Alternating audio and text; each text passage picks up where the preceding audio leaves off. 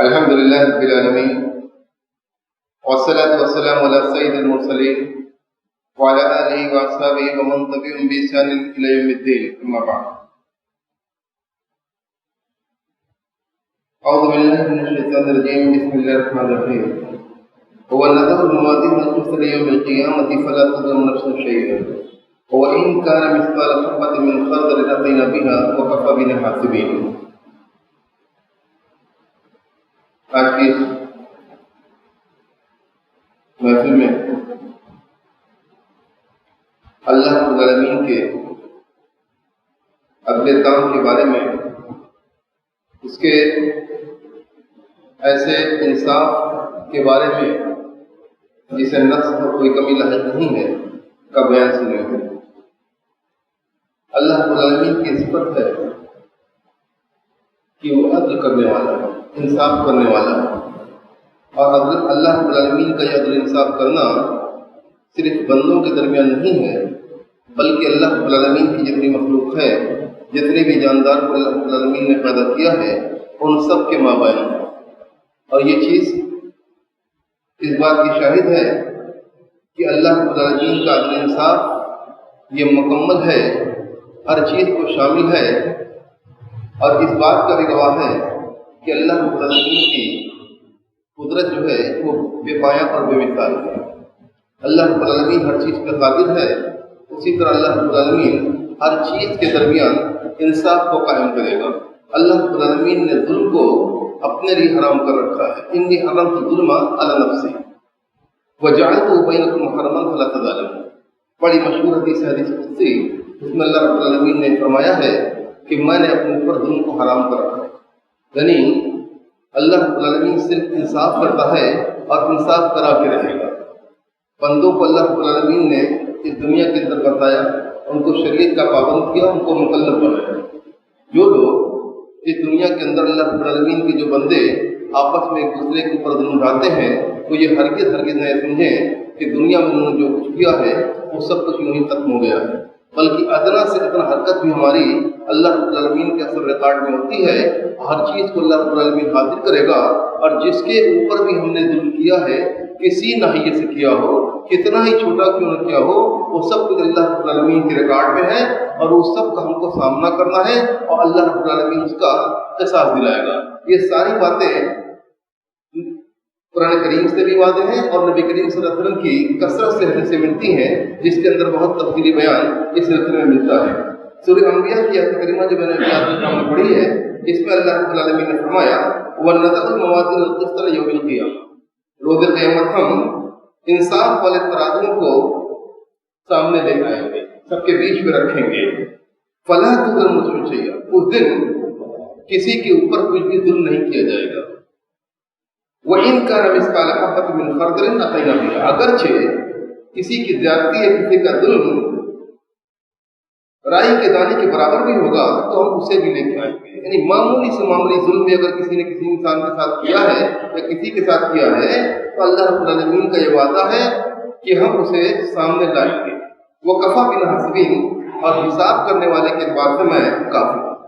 وہ اللہ رب العالمین کو پتا ہے کہ کیسے انصاف کرنا ہے، کیسے حساب کتاب لینا ہے. ایک مرتبہ ایک صحابی رسول نبی کریم صلی اللہ علیہ وسلم کی خدمت میں حاضر ہوتے ہیں. حضرت عائشہ رضی اللہ عنہ کا بیان ہے، وہ آتے ہیں اور کہتے ہیں کہ اللہ کے رسول صلی اللہ علیہ وسلم میرے کچھ غلام ہیں جو مجھ سے بہت جھوٹ سچ کرتے ہیں، خیانت بھی کرتے ہیں، اور جو کچھ میں کہتا ہوں اس کی نافرمانی بھی کرتے ہیں، کہا نہیں مانتے. ہوتا یہ ہے کہ جب وہ ایسا کرتے ہیں تو میں انہیں برا بھلا کہتا ہوں، انہیں مارتا پیٹتا ہوں. فَكَيْفَ أَنَا مِنْهُمْ. ہمارا اور ان کا معاملہ جو ہے اللہ رب العالمین کے انصاف ہوتا ہے. اللہ رب العالمین انصاف دلائے گا. ان کے پوچھنے کا مطلب یہ تھا، صحابہ کرام کے ذہن میں یہ بات رچی بسی تھی کہ اللہ رب العالمین انصاف دلائے گا. تو یہاں معاملہ یہ ہے کہ وہ ہمارے زرخرید غلام ہیں، ہمارے ماتحت یا ہمارے ساتھی یا ہم سے ان کا کاروباری رشتہ نہیں ہے، بلکہ ہمارے زرخرید غلام ہیں، وہ مملوک ہیں ہمارے. ان کو میں کچھ کہتا ہوں تو وہ کرتے نہیں، تو میں ان کو سزا دیتا ہوں. اور اسی طرح وہ خیانت بھی کرتے ہیں. پیسے کا لین دین ہوا، اس میں سے کچھ دبا بھی لیتے ہیں. تو ایسی صورتحال میں انہیں برا بھلا کہتا ہوں، اور کبھی کبھی ان کی پٹائی بھی کر دیتا ہوں، تو ہمارا ان کا معاملہ کیسے ہوگا؟ تو نبی کریم صلی اللہ علیہ وسلم نے فرمایا کہ دیکھو ہوگا یہ کہ جب قیامت کے دن آئے گا تو حساب ہوگا۔ حساب کیا ہوگا؟ ان لوگوں نے جو خیانت کی ہے اس کا حساب ہوگا، تمہارا کہا نہیں مانا وہ بھی سامنے آئے گا، تم سے جتنا جھوٹ وکذبوا کا اور تم سے جو جھوٹ بولا ہم لوگوں نے وہ سب اللہ رب العالمین حاضر کرے گا، سب سامنے آئے گا۔ ہاں، اور تم نے ان کو جو سزا دی، جو مار پیٹ کی ان کے ساتھ یا ان کو برا بھلا کہا، اس کو بھی اللہ رب العالمین حاضر کرے گا۔ تو اگر تم نے ان کو جو سزا دی ہے وہ ان کے گناہ کے وقت ہوگی، دونوں برابر ہے، تو معاملہ برابر نہ تو تمہارا کوئی فائدہ ہے نہ تمہارا کوئی نقصان ہے، دونوں چھوٹ جاؤ، وہ بھی چھوٹ جائیں گے تم بھی چھوٹ جاؤ۔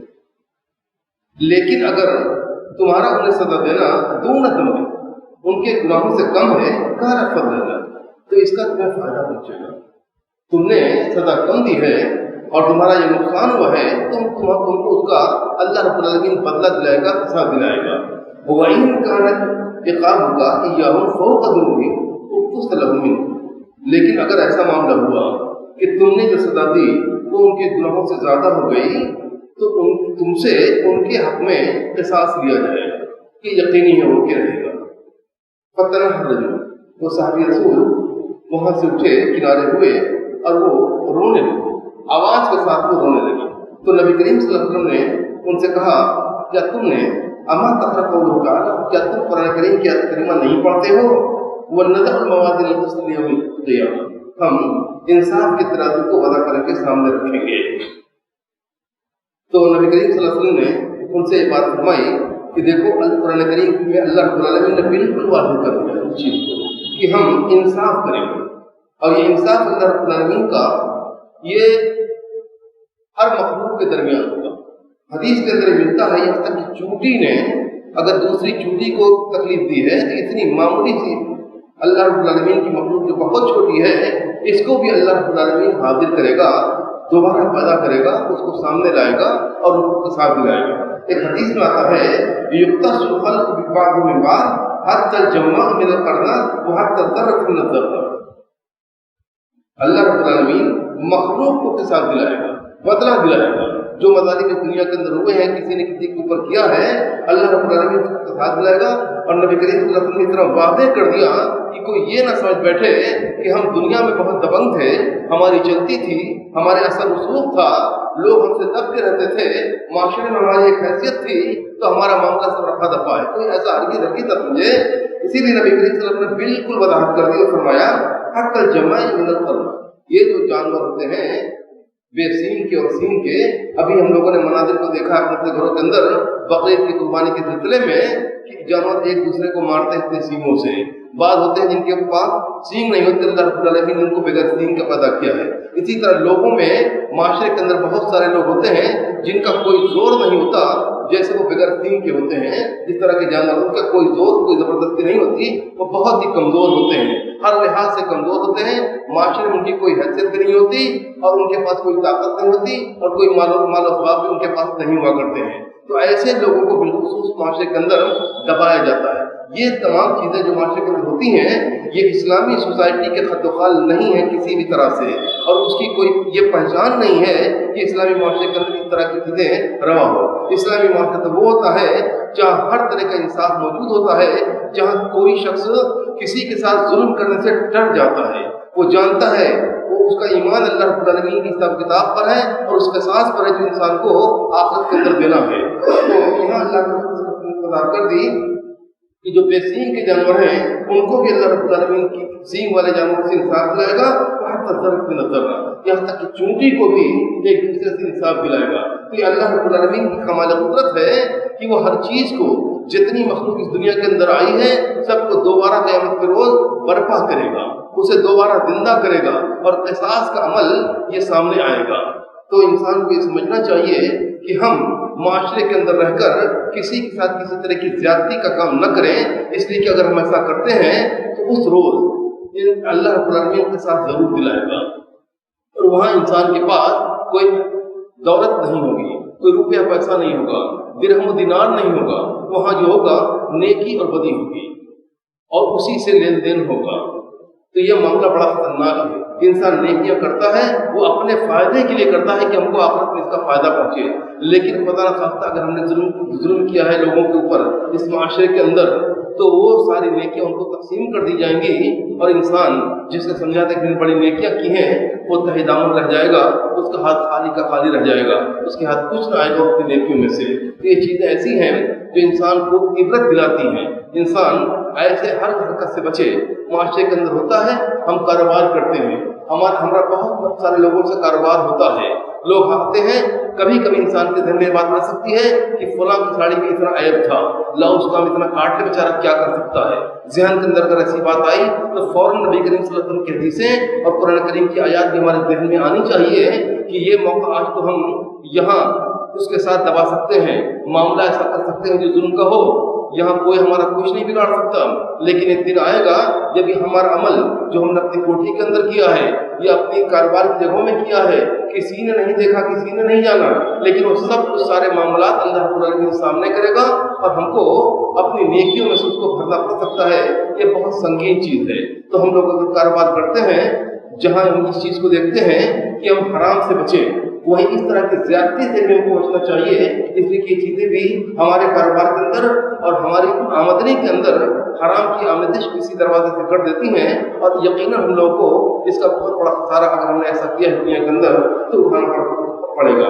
اسی طرح حدیث کے اندر نبی کریم صلی اللہ علیہ وسلم نے فرمایا کہ من ضرب مملوکہ ظالما اقید منہ یوم القیامہ، کسی نے اپنے مملوک کو، اپنے غلام کو اگر مارا ہے، ظلمن مارا ہے، تو اسے روز قیامت اسے قصاص دلایا جائے گا۔ اسی طرح حدیث کے اندر آتا ہے من قذف مملوک بالزنا یقام یوم القیامہ الا ان یکون کما قال، دنیا کے اندر انسان کی زبانیں چلتی ہیں، کوئی روک ٹوک نہیں ہے، کسی کے اوپر ہم کسی طرح کی تہمت اور الزام لگا دیتے ہیں اور سمجھتے ہیں کہ ہم نے اس کے معاملے کو خراب کر دیا، اس کو معاشرے کے اندر، سوسائٹی کے اندر بدنام کر دیا، حالانکہ ایسا ہم کرتے ہیں تو اپنا بہت بڑا خسارہ کرتے ہیں۔ اس لیے یہ حدیث جو کہہ رہی ہے یہاں مملوک کی، غلام کی بات ہے، کسی کا کوئی غلام ہو اور اس کو اس نے بدکاری کی تہمت لگائی ہے، فحشہ کی تہمت لگائی ہے، تو نبی کریم صلی اللہ علیہ وسلم نے فرمایا کہ روز قیامت اس کے اوپر حد جاری کی جائے گی۔ دنیا میں وہ بچ کے نکل گیا، مملوک تھا اس کا، غلام تھا اس کا، وہ بچ کے نکل گیا، لیکن اللہ رب العالمین کے انصاف سے وہ بچ کے نکل نہیں سکتا ہے۔ روز قیامت اللہ رب العالمین اس کے اوپر حد جاری کرے گا۔ ہاں یہ کہ اگر وہ اپنے بات میں وہ سچا رہا ہے، جو الزام اس نے لگایا ہے واقعی اگر وہ ایسا رہا ہے تب تو وہ حد سے بچ سکتا ہے، لیکن اگر اس نے یوں ہی الزام لگا دیا تھا، جھوٹا الزام تھا اس کا، تو وہ اللہ رب العالمین کی حد سے روز قیامت بچ نہیں پائے گا۔ اسی طرح حدیث کے اندر سے مسلم کی حدیث کے اندر آتا ہے لَتُؤَدُّنَّ الْحُقُوقَ إِلَىٰ أَهْلِهَا يَوْمَ الْقِيَامَةِ حَتَّىٰ يُقَاتِلَ الشَّاةُ الْجَرْحَاءُ مِنَ الشَّاةِ الْقَرْنَاءِ۔ نبی کریم صلی اللہ علیہ وسلم نے فرمایا کہ دیکھو حقوق کا معاملہ ایسا ہے کہ حق والوں کو ان کا حق دلا کے رہا جائے گا، اللہ رب العالمین ضرور ان کے حق کو ادا کرائے گا روز قیامت، یہاں تک کہ جو بکری بغیر سینگ کی ہے اس کو سینگ والی بکری سے انصاف اللہ رب العالمین دلایا جائے گا۔ یہ مثال کے طور پر حدیثوں کے اندر بیان ہے کہ ایسی صورت اگر ہے تو بھی اللہ رب العالمین انصاف دلائے گا۔ یہ آگاہ کرنا مقصود ہے کہ انسانی سوسائٹی کے اندر جو لوگ مظالم کرتے ہیں کسی طرح کا کسی کے اوپر، تو وہ ظلم سے باز آ جائیں، چھوٹا سے چھوٹا ظلم بھی ہوگا اگر اللہ رب العالمین کے ریکارڈ میں ہوگا اور انسان کو ان چیزوں کا سامنا کرنا پڑے گا۔ اس سلسلے کی مزید باتیں ہیں، اس کا تعلق اس چیز سے ہے کہ انصاف کب ہوگا، کس صورت میں ہوگا، اس کی شکل و صورت کیا ہوگی، یہ سارا بیان نبی کریم صلی اللہ علیہ وسلم کی حدیثوں میں اس کا بیان ملتا ہے۔ آئندہ انشاءاللہ اس کا بیان کیا جائے گا۔ وہ آپ کو دعوانا الحمدللہ رب العالمین۔